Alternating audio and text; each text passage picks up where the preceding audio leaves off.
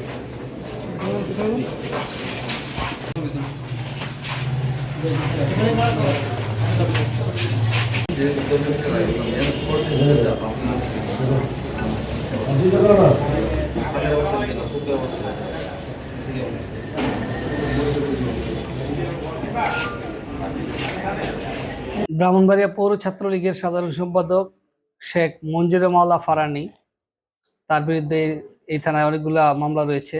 সে ৯টি মামলার এজাহার নামীয় আসামি। সে দীর্ঘদিন যাবৎ পলাতক ছিল।